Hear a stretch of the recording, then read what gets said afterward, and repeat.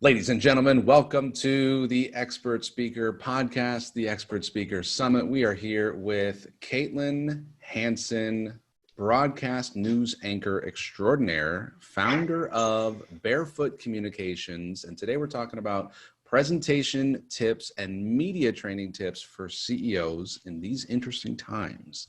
Welcome, Caitlin Hansen. Hello, Majeed. This is awesome. What's it like to be a news anchor? Well, during these crazy times, this morning I did the news from this exact spot right here. Crazy, huh? So it's definitely something we're all ebbing and flowing with. We had some hiccups and here we are. It's happening. We're broadcasting right now and it can be done, but there's definitely a learning curve that we're all trying to figure out, right? So I was in this training company called Learning Tree International, and they were just piloting the run the course from home technology years ago. And they were trying to create a real consistent brand. So they would ship you a backdrop and they would ship you a light kit, and you had to prove that your internet was a certain speed. So I'm wondering what sort of quality standards did your news broadcast company require, if any, for your home studio?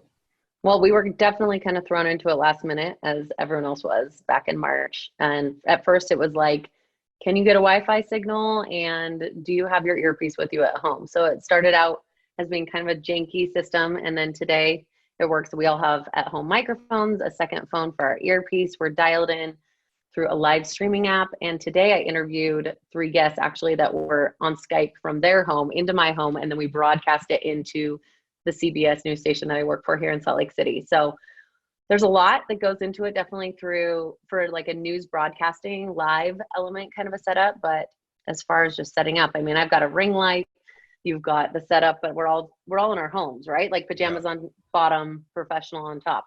Yeah. Do you actually wear pajamas on the bottom? Workout clothes right now, actually, too.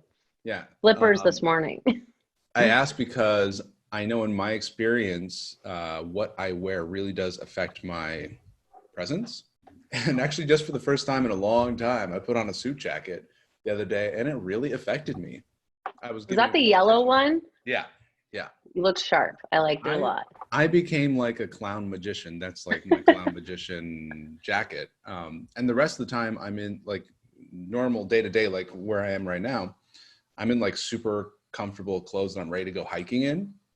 Mm-hmm. So I guess that's my first question for you. If there's a CEO, because I know you work with CEOs and help them get them ready for the camera and ready for their presentations, and they say, Caitlin, what should I wear? What is your nuanced advice? So one of the parts of my course that I teach people is always have like a go-to outfit, because what you don't want to be doing is adding to the stress of I have to be on camera or on stage or whatever the situation is by thinking what's going to look good. I don't even know what looks good. So there's definitely some coaching that goes into that. Find something that's comfortable, right? Especially if you're on camera and you're going to be sitting for a while, you don't want to be in something tight or uncomfortable. That goes for on stage as well. So find something comfortable. And then we always say in media, like you don't want tons of patterns. You don't want white, because if you had white on right now, you'll be blending in with the background. So just a really bold color is a solid thing to do. And then limit the accessories, right? Like lots of like necklaces that could clank onto your mic, or like bracelets that are hitting the table. So the main thing I say to them is like, find one outfit, right? You're not going to be doing most likely the same interview over and over and over again. People aren't going to notice, but you want to find that one thing that's kind of like a powerful outfit. And obviously for you and I, like we're a little more casual because that matches what we're doing today. But like you said, you have that yellow, it looked like velvet or something, outfit that made you feel like you were the boss man. And you knew that you put that on and it was going to represent yourself in the way you wanted. We want to avoid that last minute, like throwing something together that then you feel a little bit insecure about. So definitely nailing down what you're going to wear for both a more professional setting and then what you're going to wear if it's like you and me talking on a fun podcast, you know? Now, I know you work very closely with some of your clients. Is this the kind of thing that you would help them pick? You would help them pick their go-to outfit? Cool. Totally. I have them come with a couple of different choices, and we fill out what they feel confident in, what the message is that they want to portray. And that way I can look at them and say, well, you may feel like this portrays that, but let me tell you what it looks like when your hair is slicked back or when it's like this. And when you're wearing the amount of makeup that you feel like is appropriate, but really it comes across on camera as not the right mood you're shooting for or something like that. So definitely some image, appearance, wardrobe coaching. is involved in that if people are interested. I'm just going to just ask questions. What about facial hair? Great. Actually, I'll tell you a funny story. I had the most remarkable mustache a You week did. and a half ago. Okay. The kind of mustache, whenever I saw my reflection, I laughed. I was like, wow, that's a real thing on my face. And I was about to present to 10,000 doctors around the world. And the leader of this community said, about the mustache, we're going for a certain look, which was all he needed to say to inspire me to change my look. And this must be a nuanced, it depends. But what about facial hair, clean shaven? Do you advise people on these sort of appearance things? Yeah, personally, I think facial hair is great. Probably on TV, you will definitely see really clean shaven male anchors or reporters. That's obviously not what most people are doing. I think that a really clean cut, if mustache is your thing, keep it really tight and clean. If a beard is your thing, the really like castaway, I'm on a deserted island look may be your thing. But if you're, like I said, if you're trying to portray that like level of professionalism or fake it till you make it, just know your audience, right? You don't want to like show up revealing all of your awesome tattoos. If it's a really conservative audience, maybe just cover up, just like your facial hair. If you think, I think of my dad every time he sees my brother and he has facial hair, he's like, what is this crap? Cut that off, So it's Right. like, who are you targeting? And just don't ruffle feathers if you're trying to make a good impression. So it's a matter of know your audience, and probably if you looked like them, not a bad idea, right? You look like them if you speak like them. We've talked about that before.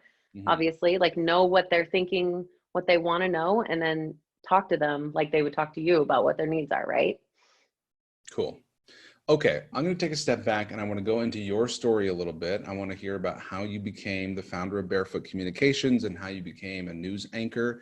And then I'd like to dive back into what are some of the tips and strategies you recommend for CEOs to be more effective on media and presentations. And then finally, I'd like to talk about how the world has changed overnight and what that means for everybody who is now in the home broadcasting business. All right. So take me back to Caitlin Hansen, before she was the news anchor, before she was the founder of Barefoot Communication, and what brought you up to being a news anchor and being in the communications training business? That was a while ago. So I went to school for broadcast journalism. That's what I knew I always wanted to do. So that was kind of solidified. And even rewind before college, I went to a school in Salt Lake City for high school, a liberal arts school, and graduation was set. Let me paint this picture. No caps and gowns. Like the girls were in white, like dresses, gowns. The men were in slacks with a blazer. 50 kids graduated from my school. Senior year, they're calling names for us to go get our diploma. I'm thinking like, I was always like really successful in school, but like walked that line of maybe being a little more rebellious, but doing well. And I was like, I'm going to leave my impression here, my senior year. So I kicked off my shoes and made like this long walk across the stage to get my diploma. And I got to the headmistress and she's like holding my diploma. My last name starts with an H. So I'm like right in the middle of the pack. And I noticed she's not handing it to me like she did to everyone else. And she's just smiling. And like this audience concert hall is packed. And I'm like just staring at her and she goes, go put your shoes on. And I just like heart sink and I'm all, really? And she just smiles. And I'm like, oh my gosh, worst moment of my life. So I'm trying to make this like impression, like I'm strong, I'm bold, I'm graduating from high school. Of course, there's an ego of like 18-year-old Caitlin that thinks I'm the shit, right? So I have to turn around, like walk of shame back, shove my feet in these shoes, which now are just like these little like prisons. I'm like, oh my gosh, and walk back across. She hands me my diploma and I go on. And I just remember looking back on that being a pivotal moment of like, your unique voice doesn't matter. Like that for me felt like I will never do that again. I'll never speak out. I will never try to show my unique flair because goodness, I've got to fit in this box in order to be successful. So I can now replay that over in my mind and how that impacted the next while of my career, of my personal life, keeping to myself, not sharing my voice, because the worst thing you want is for people to laugh at you or to feel embarrassed, right? No one wants that. And so I relate to a lot of my clients now that think, what if that happens? I don't know if we've talked about the Michael Bay presentation he did for Microsoft, and he's a film director, and he just had a meltdown. And if you haven't seen that, look it up and you'll be terrified and you'll hire me tomorrow, because you don't ever want that to happen to you. But that carried on to, speaking up in the first meeting, like a story meeting I got into in a newsroom, and raising my hand and pitching an idea that I'd like been working on for weeks, because everyone was supposed to come with one. And the news director just kind of looked over at me and was just like, nice try. And I remember that same feeling of just, okay, don't speak up. Just put your head down, work hard behind the scenes. And so it took me a while, but that was kind of the birth of what I now call Barefoot Communication. Is like, for me, I love the outdoors, Mother Nature. And when I'm barefoot, which is a lot of the time, I really feel connected to the earth and connected to like me. I can feel into who I am more and my truth. And so that's where that came up, is like, through it all, whether you're doing something that represents your company or something in your personal life, like, is that coming from an authentic voice of you? And if you can present yourself in that manner and let your true, genuine voice come out, whether you're talking about work, personal life, then that's where the power comes from, right? Because then you're not acting anymore. You're just being you. So that was kind of the birth of it. I got into broadcast journalism, and I still work for the same news station that I started at 14 years ago, the CBS News affiliate here in Salt Lake. And it's been a learning process. And now I'm like, if you watched me on TV, you'd be like, yeah, she's right. She does not care what anyone thinks about her. But it wasn't easy, right? I learned to take that heat, because there are people every day that don't like what I wear. They don't like my new haircut. They're offended by something I said. I heard once I show too much arm and I like attack people because I'm so excited to interview them. I'm like, well, that's just me. I'm excited. I'm enthusiastic. And that's okay if it comes out and other people don't like it at this point, because I don't want to any longer like shy away and hide that voice that is only unique to me, right? And that's what I help the CEOs and people I work with in workshops or in my one-on-one coaching with, is like, you're nervous, but no one else can be you, and you're the only one that's an expert at that. So why are you nervous at that, So it's a long process, obviously, but that's kind of the beginnings of this business and why I love doing it so much, because I went through that journey and here I am to show other people how to do it, Beautiful. Beautiful. That tells me, I was curious about the name Barefoot Communication. What a great story from that traumatic experience of being told metaphorically, your authenticity is not welcome here. Please dress up like everybody else. Yeah. Please look and act like everybody else. And it sounds like you internalized that, and your journey has been the reclaiming of your authenticity, which seems to bother people. Some people who are upset with your arms, or you're attacking your interviewee. Very offensive. So what you have mastered and continue to embody is confidence on camera, authenticity, which is expressed as, yeah, she's not too bothered about what other people think. And so would it suffice to say then that someone who is nervous on camera is someone who cares too much about what other people think? Maybe they're out of their head and not in their own power and authenticity.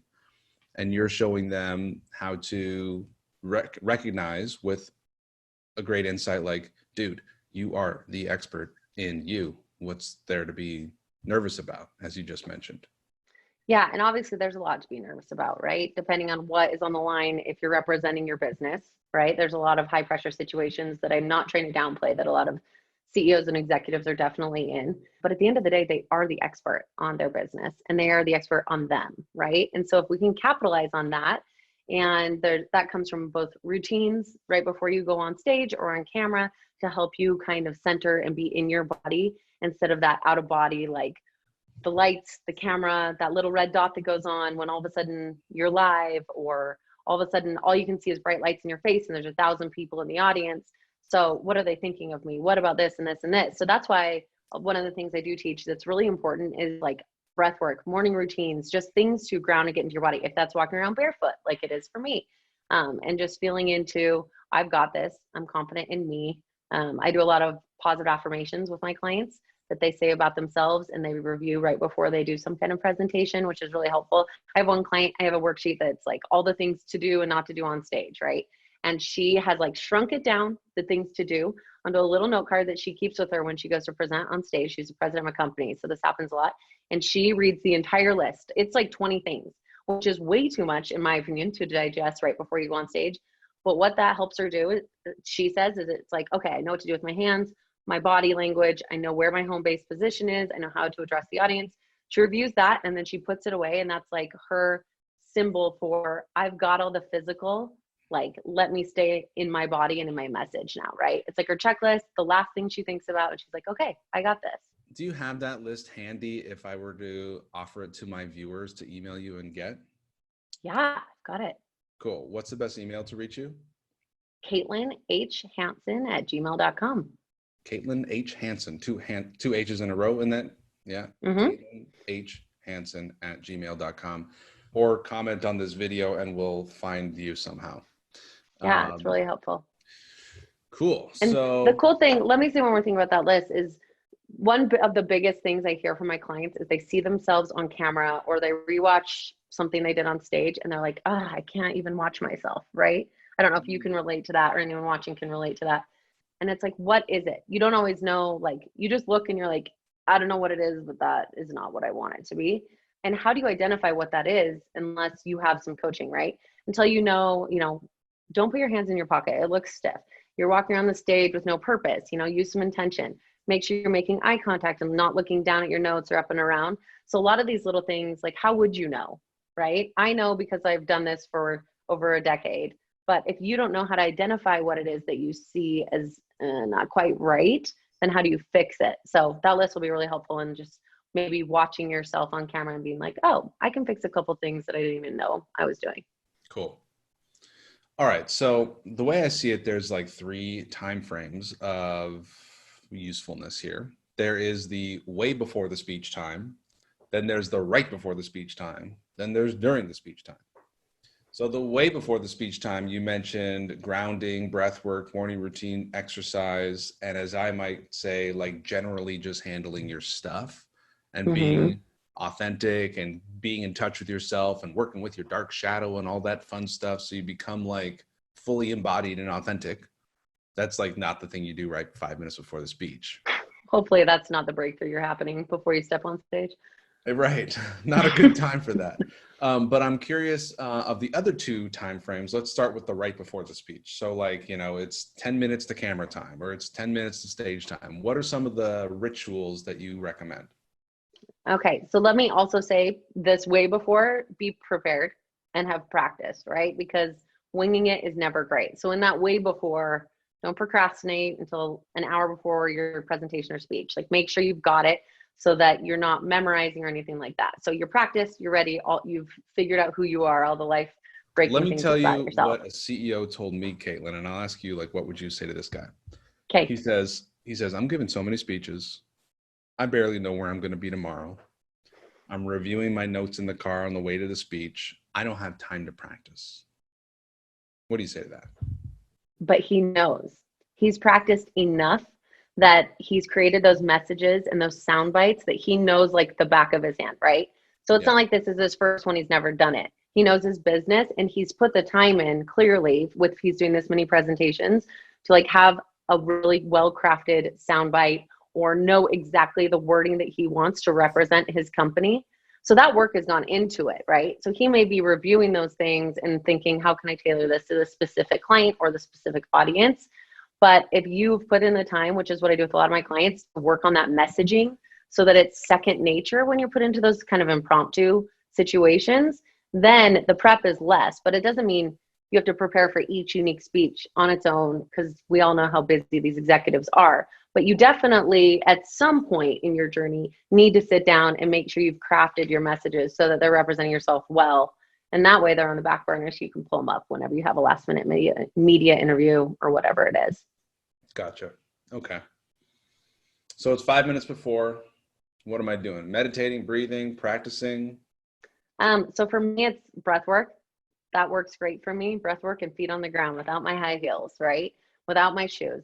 TV for me now is not hard, but I am in situations where I feel so like, okay, I got to prep for this. I'm nervous. I'm seeing an event next week that is on something I know about, but it's like I'm doing this for a big organization and company, so it's not just my everyday on TV. So not only do I not like over caffeinate or drink a ton of alcohol or eat a bunch of sugar before to amp me up, but I get there early. I take all the guesswork out of it, right? You don't want to be, I mean, everyone's been like late for a doctor's appointment or work, and they're driving like a maniac into work. And then like, how do you calm that down?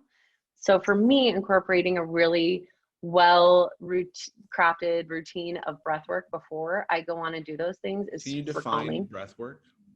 Yeah, for me, it's just like I kind of get rid of all other distractions, right? Find a quiet space. And if you can't, because you're in a busy room or something, then just find a space where no one's going to bother you at that time. I close my eyes, I take a deep breath in, and they're slow. Okay. So it's a deep inhale and then a longer exhale. And for me, that can be whatever number based on how stressed I am, right? So sometimes I'm like, I'm going to take 25 slow breaths and I'm going to count how many. So then all of your attention is going to that counting to stay on track. All the attention is coming into your breath work and into your body. And then all of a sudden, like, are you thinking and stressing as much about what's about to happen, the speech? With that too, after the breath work, I do a lot of like my positive affirmations. I'm like, I've got this, right? One of the biggest problems we see, and I mean, I think we've all done it, even me to some degree or not, is like, oh my gosh, this is the worst thing that could happen, or I'm gonna mess this up. And what happens if people laugh at me? And it's like, what good is it for you right before you step in front of that camera or on stage to go through everything that could go wrong, right? That's just like, you're just manifesting problems. So how about we manifest instead, I'm gonna succeed, some visualization as far as I'm going to do great. And you know what's going to happen after that? I'm going to come back and do more, and I'm going to get clients and whatever it is. And I'm going to become the spokeswoman they call for every media interview for my industry, whatever. So definitely positivity before I step on stage, and that breath work, which really grounds me in my body. And like we talked about, gets you more into your body and less out here with what everyone else is thinking. Yeah. Well, that's a cool vision to give your clients, that not only are you going to do well, but you're actually going to get called back and you're going to be known as the go-to expert in this field. You're going to be that news station's best friend. And you've probably witnessed that happen many, many times in your own career. And you go like, wow, I could probably help people do that predictably. Yeah. And when we're in a pinch this week, for example, our show has been kind of chaotic. Some things happened that made it so there's a lot of last minute bookings. And we're all hands on deck trying to book people for our show. And guess what goes through my mind when I'm reaching out? I'm like, who do I know that's great on camera? Who do I know that can represent that industry great? Whether it's a bookstore or a coffee shop or a financial expert or a doctor. I'm not calling the doctor that's the highest ranked doctor in their industry if they're terrible on camera. So that's not the interview I want. Define great on camera. All right. So you can tell that it's natural. First of all, not memorizing. A lot of people think, like I talked about, I've crafted this message I want, it's memorized. And then guess what happens? You get on stage or you get in front of camera, especially in our situation, and they're like counting us down, 3, 2, 1, we start, there's a technical issue. Okay, we're gonna have to restart. We restart 3 times. And all of a sudden they're like, they're nervous. I don't even remember, what did I say? So instead of memorizing, know your message so that if someone throws you that curveball, you can just have a conversation about what you're talking about. The other thing that I prep people with before we go on camera is I'm like, this is me and you. That camera does not exist. So if you and I can have a conversation about what you do, like you're my best friend or I'm your mom and you're telling me what you do, that is so key. And that comes across on camera so much. So Majeed, that goes back to like the authentic self that we were talking about. Like, you're portraying your passion for what you do and your knowledge, and it doesn't have to be memorized. It's just like you telling me. The other big thing I would definitely say is small and simple is better. People want to use like all this professional jargon. I'm not a doctor. So if you tell me about all these parts of the body and fancy procedures that you're going to do to help people, I'm like, and honestly, our viewers are like, what is the other station doing that I can understand? So, right, being that you work with the news company, you're very aware of what causes people to grab that remote and change the channel, right? Yeah. And so complexity and confusion and being boring or long-winded cause that loss of that viewer. Keeping it simple, keeping it high energy, present, light, keeps them engaged. That's So I definitely something gathered, that people don't want to do. Sorry, but like CEOs or people that are high up, like they want to show you, like, I know what I'm talking about. Listen to all these fancy things I can tell you about. That doesn't actually make you a better interview, right? which If you're that relatable, desire to prove that I know what I'm talking about is rooted in a lack of self-confidence, right? I have something to prove. Instead yeah. of, I know my stuff so well, I can explain it incredibly simply and Hmm. briefly. Yeah. So, Caitlin, I gather that you are so grounded as the interviewer that you can even transfer that groundedness. Like, look, we're here. It's just you and me. It's just a conversation. And so you're kind of creating that container for them to be more grounded. Right. Okay. Now that's unique to my coaching, but they do get thrown into situations where a reporter is not me trying to highlight their business on a talk show, and it's them trying to dig up something. And so you have to be prepared and trained to do that with yourself when maybe a reporter or an anchor is not trying to be your best friend and they're trying to get dirt on your company. There we go. So that leads me to my next time frame. So I mentioned the 3 time frames: the way before, the right before, and the during. So let's say the during turns out to be a bit of a hostile situation. They're getting Yeah. questions they may not want to be answering, or something as simple as like the Michael Bay moment. I think he came out on stage and he basically forgot what he wanted to say and he said, "Forget it, I'm out of here." What can we do when we're feeling flustered on camera or on stage, either because we've got a little tripped up in our own mind, or because maybe there's a question coming at us that's, a little unnerving? What are some of the things we can do to maintain that grounded presence and eloquence? Well, first of all, obviously being prepared for all different kinds of reporters and probably preparing for the worst case situation, which is what we're talking about, and having someone really drill you and trying to dig up something you maybe don't want to talk about. We're good at our jobs. We're going to ask questions in 5 different ways to try to get the same exact answer if you keep deflecting. So be prepared for that. And one thing that I tell a lot of people that they don't know is, like, you can pivot. If someone asks you a question that you're not wanting to answer, like, you can just politely pivot and redirect back to the talking points that you have prepared. Another thing is, don't be afraid to say, I don't know, let me get back to you with an answer, or ask them to clarify a question. The other thing, especially with my CEOs, is I'm like, it's okay to say to a reporter or an anchor that something is proprietary or it's not something you're willing to share with the public or something like that. So those are definitely just a couple of things. Like, don't be afraid to take control of the conversation, right? This is representing you and your company, and this is not like, the reporter is not a judge that's making you put your hand on a Bible and say everything you know. Like, you can say, I don't want to share that or whatever. And definitely, you're allowed to ask for clarification on a question.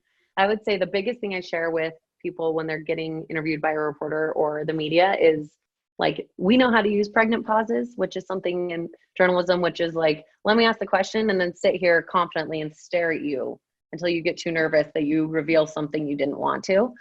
You can use those right back, right? So say what you want to say and then stop talking. And the reporter will try to, like, ice you sometimes if it's like a hard news situation, and they'll be silent until, maybe you want to fill that silence and, like, oh, this is awkward, let me say some more. But don't, right? Draw that hard line and know when you're done with your message, and don't say anymore. Don't fill that awkward space. They'll eventually talk. You don't need to talk. This is not going to sit in silence forever. A couple of things as well is, I just warn people with, is like, the interview's never over, right? The camera may be off, or if it's like a print newspaper interview, they may be like, great, thanks. There's that famous situation where the reporters I can't remember now, but where the reporter's walking out the door and they say, thanks for the interview. And they're like, oh, and the person being interviewed is sitting there, and the reporter turns around and goes, hey, one more thing. And they ask them something like off the cuff, and you just answer because the interview's over. And then it's like, that's the front page of headline. It's like, CEO of this. And it's like, just stay professional, right? Right. So a lot of like, oh, this won't be in it. Just don't risk it. Don't say anything that you don't want to be in the press, is what I always advise. You might as well, right, and assume that the camera's always rolling, assume that Right. the microphone's always on, and being in the spotlight as a CEO, like you're kind of always in the spotlight. Which Yeah. is why I think your training is so relevant now more than ever before, especially now that everything's on camera, everything's recorded, everything's broadcast.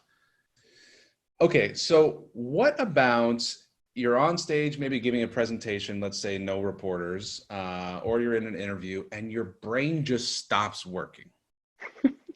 You know, you're frozen with fear or you forgot what you're going to say. How do you get out of those moments? Pick your nose, stumble. None of that. I always say keep notes. So I don't want you out here like this, but if you really stumble that hard and you have a note card with a outline of what you're saying, like don't write a script, right? What are you going to do then? Pull it out and be going through a notepad.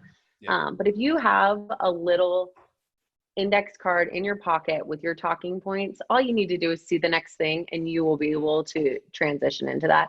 And if you pull something out of your pocket as you're calm, pause, maybe walking across the stage as a transition, and you glance down and then start up, I mean, that's a great way to transition, right? You're the one in your head thinking, oh my gosh, I forgot, I messed up. A lot of times in my interviews or when I'm speaking on camera, I don't remember what's next and I feel something until I can look down at my script and transition.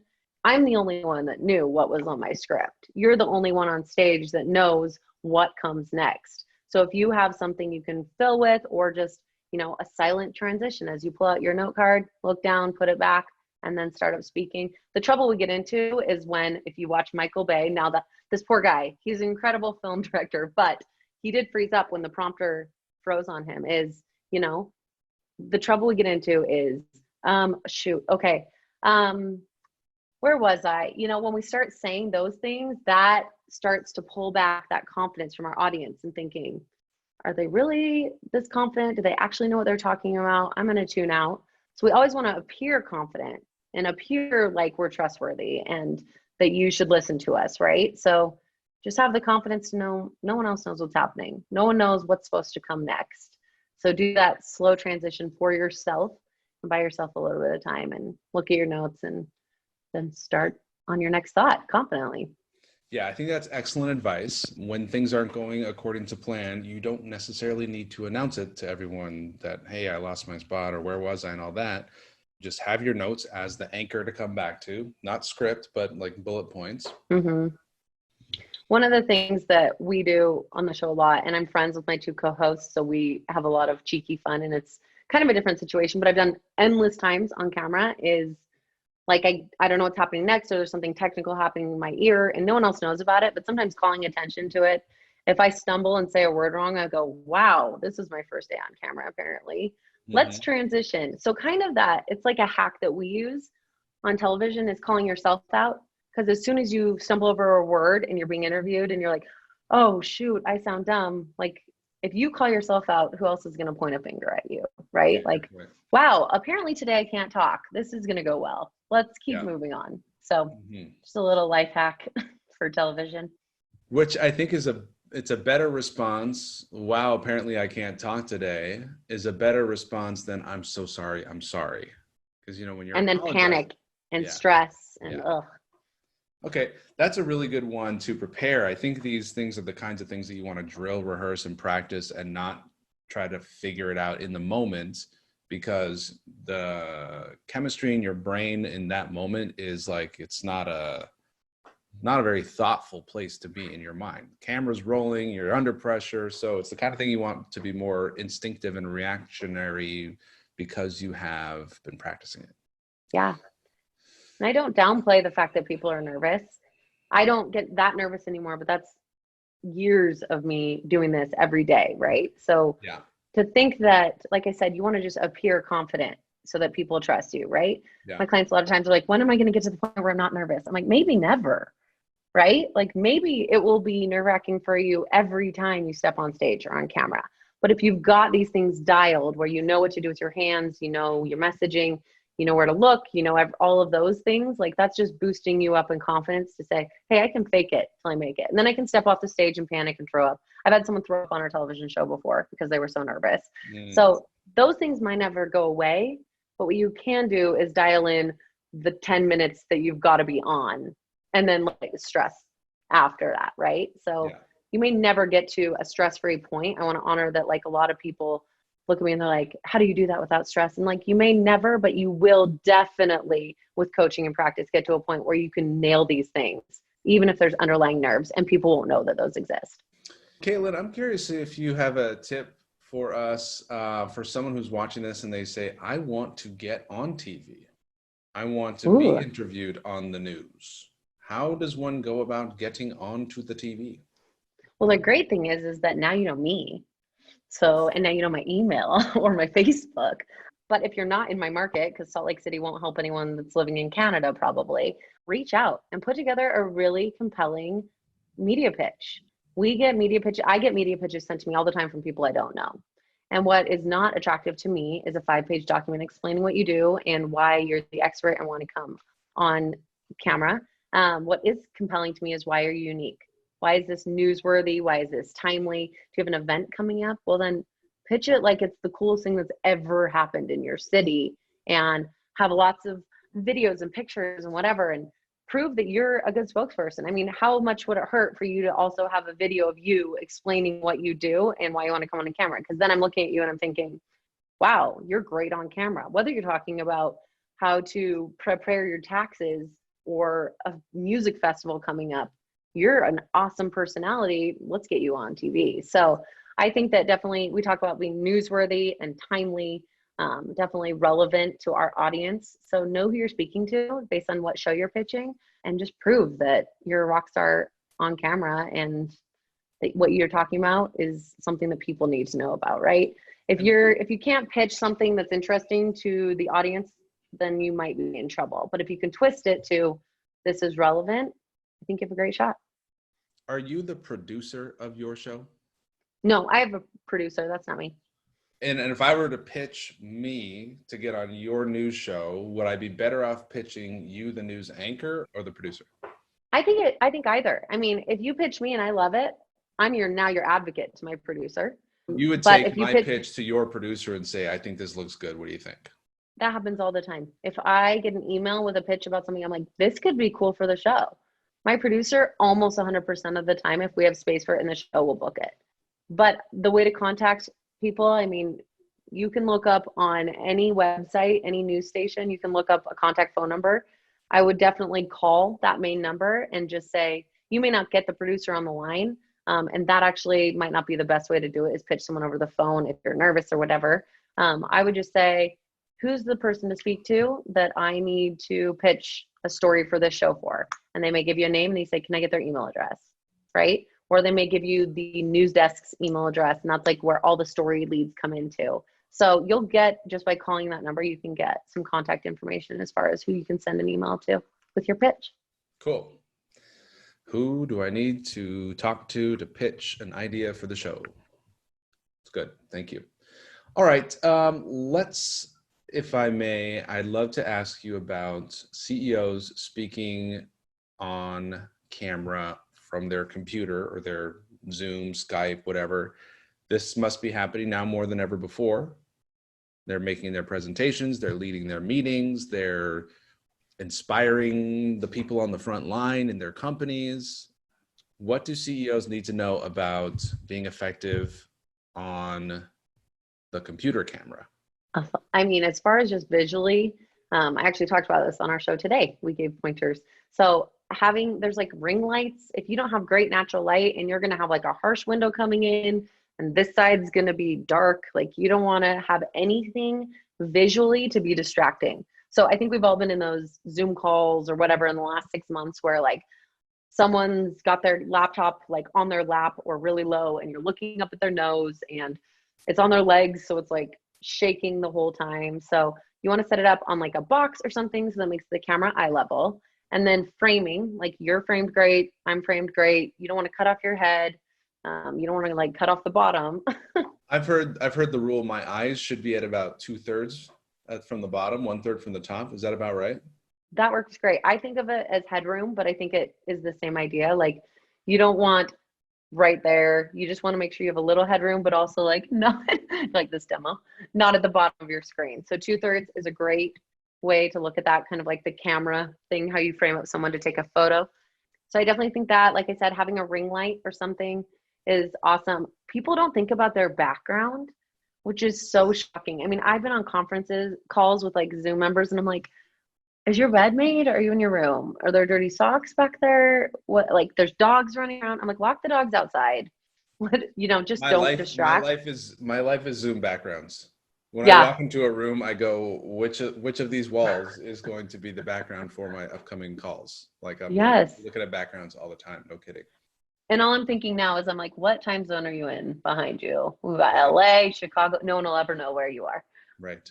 So I Yeah, would say the that. I would also backgrounds. say like preparing and making sure like everything works, right? You don't want to be dropping your call because you have no Wi-Fi signal. So just like making sure everything is up and running is a great way to take some stress off of the call. Is just get there early, prep, check your background, make sure there's no like children running around if possible. How far away from the wall behind you should you be? I think it definitely depends on the space. I prefer to be closer because it leaves out a lot of other distracting things in the room, right? So if you have, I don't know how, I can't even tell how far you are, but there's nothing really distracting behind you from that wall. If you have a great open space, awesome. But if you're close to a wall like this and it's not distracting, great. If I get 15 feet in front of it and all of a sudden you see extra doors and like an extra lamp and there's like part of the other room is showing, I would just say keep it as simple as you can is definitely a good rule of thumb. Make it look professional. I have a question for you with all the calls you're on. How do you feel about the Zoom backgrounds that you can like import from the app? Am I gonna get one right now? I'm gonna get one. I'm gonna show you one right now. So this one, I just built it on Canva for myself. Wow. Which is my brand with a little gradient black. And Zoom's virtual backgrounds, it's pretty good at cutting you out, and it's even better when you have a green screen behind you.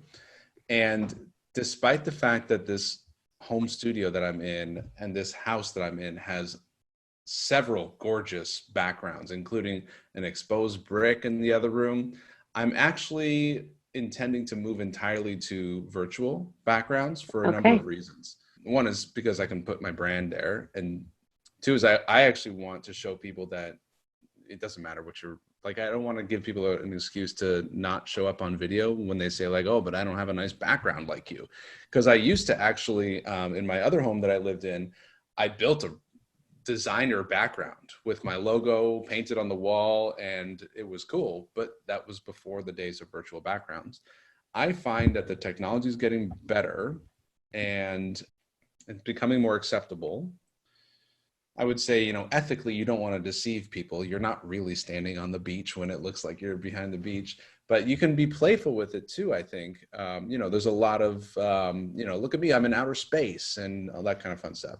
So how do you feel about that though? Because I like can't get behind like you're on top of the Vatican. Why is this your backdrop right now? Like that to me is more distracting. And we've had people show up on the show and I'm like, no, why are we doing this? Like, why are we on the Vatican for this segment about finances?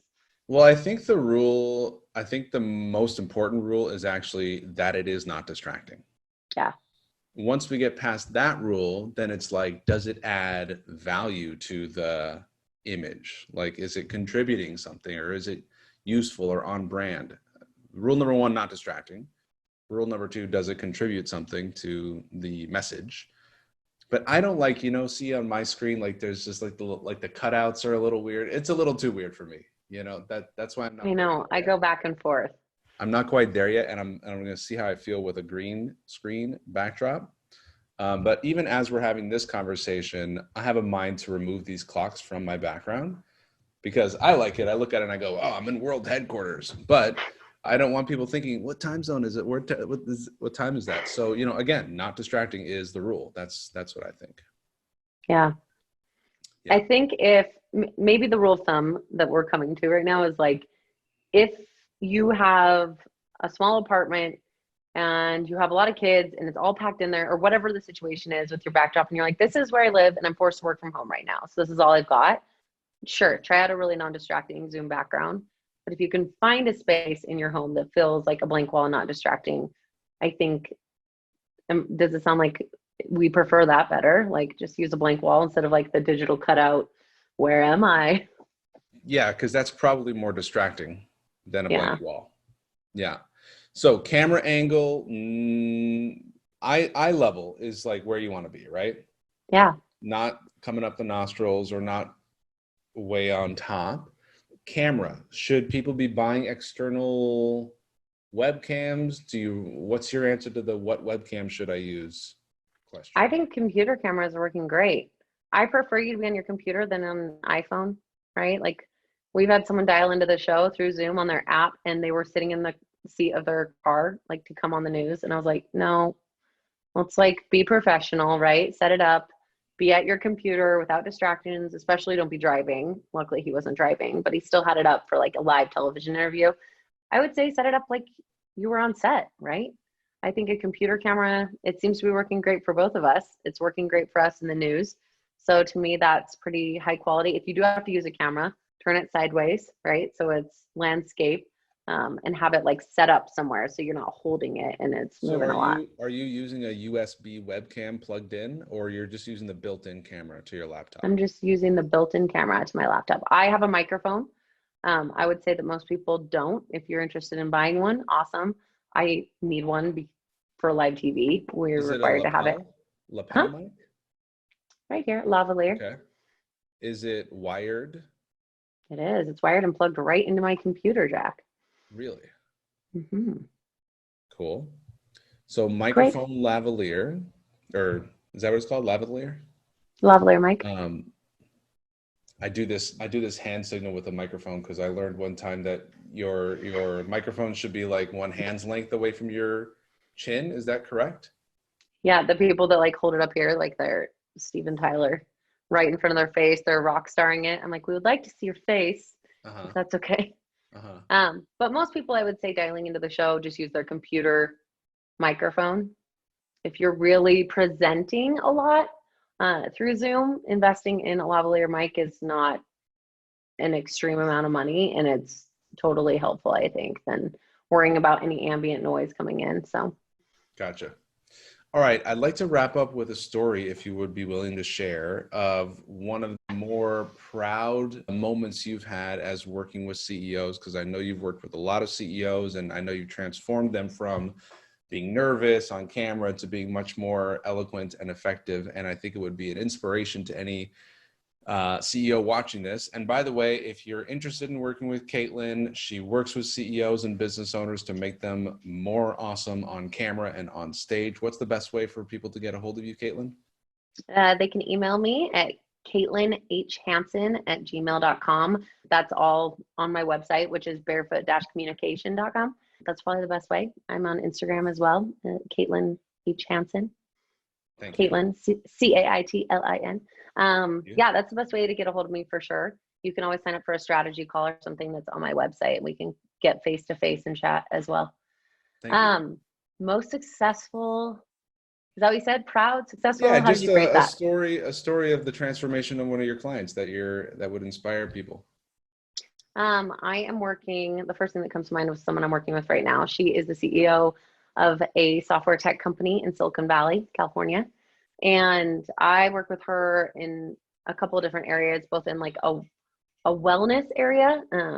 Let me sidebar for a second. A lot of the feedback I've gotten as to why people feel it's challenging, or like what obstacles they feel to being on stage or on camera, is that they don't like how they look. And my background in fitness, personal training, and coaching for some of my clients ends up coming through, and I help them with that kind of stuff.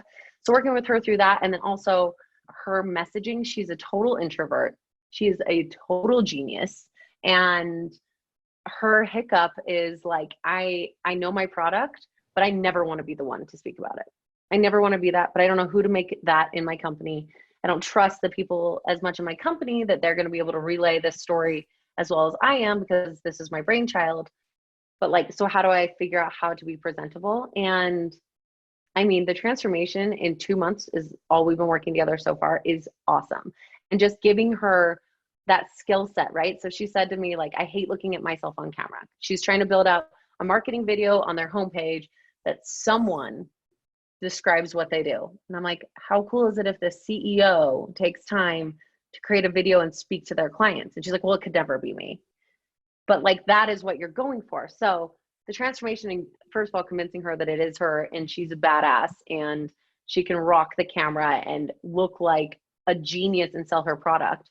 What happens is she gets in front of that camera and then she can't sell her product. So we've gone through all the things that you'll send out to the public on your Facebook page, my worksheet about like how to own the spotlight, things to do, to not to do, to make sure you look confident. And then we've crafted those messages. So she knew what she did. She knew how to kind of explain it techie, but we worked through how to making it small and simple so that she could tell someone next to her on an elevator or on an airplane what she does. And they're like, I need that in my life, or I know somebody that needs that. So we've kind of, I don't want to say we've made her dumb it down, but like, I don't know anything about software and technology in her industry. So it's been a really great opportunity for her to get down to like the base of what they do and how to explain that to someone, a new business owner that's like, I need help. I'm not really sure what I need help in because I need so much help. And she's able to explain to them, you're a new business owner and I do what you do. But if she speaks above their level of understanding because they're new to the industry, then they can't get the help that she's willing to offer. So making it a little smaller and simpler and crafting that message. Now on every call, when we open up the call, we kind of chat for a second. And I always try to throw her off guard and I go, so what is it that your company does? And she on the spot, like has to tell me in some kind of way that we've crafted that message. We talked about like the before CEOs step on stage is that they've got their message dialed to make sure every time they say it in an impromptu situation, they're like, okay, I know what I'm going to say. I'm not going to stumble. I'm not going to confuse people. So long story short is like in just 2 months, she's made this huge leap of not only do I have this checklist of what to do with my hands, where to look and all these things, she also has the messaging in the back of her mind. And we're slowly building that confidence where she's like, okay, I think I can maybe do it. And we've talked about hair and makeup and wardrobe. And so she's slowly getting these things put into her quiver that are building her confidence so that she can be the head of this company. One of the things that I tell a lot of my clients is if someone were hiring for a new position at their company or they were going to promote someone, right?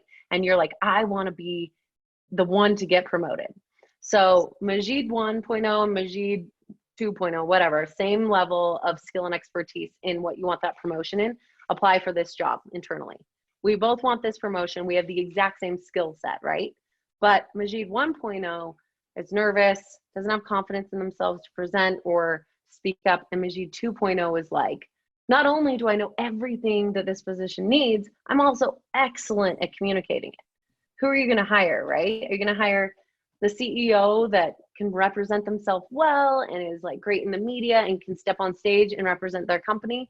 Or are you going to hire the CEO that's a genius and like hibernates in their office and doesn't market themselves well, but that is equally as qualified? So this is like a total way to level up. And that's what I've been working with her on is you want to be the face of your company, right? That makes you so much more valuable in your business, so much more valuable. What are the steps you need to take? And she's on her way. And it's so cool. And it's really exciting for me. That's why I do this, right? I want people to be totally confident in themselves. And that relates to personal life too, right? As soon as you're confident in sharing who you are professionally, Yeah, it's that much easier to have that kind of ripple effect into all the other areas of your life. beautiful. I love seeing the pride with which you speak about your clients. And as someone who works with geniuses who are becoming much more effective in their communication, I too know the power of that increased confidence and spilling over into all areas of their life. So nice work, Caitlin. Thank you. And thank you for sharing all the tips. And if you're interested in knowing more about Caitlin's CEO training on media and public speaking, reach out to Caitlin, Caitlin H. Hansen at gmail.com, founder of Barefoot-communications.com. No S, barefoot-communication.com. But yes, find me there. Thank you for clarifying, barefoot-communication.com. Thanks, Caitlin. Majeed, it's good to see you. Bye. You too. Bye. Thank you for listening to the Expert Speaker Podcast. Be sure to hit the subscribe button and leave us a rating so that more people can discover the Expert Speaker Podcast and so more people can be empowered to share their message. Be sure to go to www.expertspeaker.com and take the masterclass to learn how to grow your business and make money speaking. It's totally free and will change your business. If you're ready to work with Expert Speaker, you can apply. Just go to expertspeaker.com/apply, and someone from our team will be in touch with you to help you grow your business with public speaking. That's expertspeaker.com/apply. We'll see you in the next episode.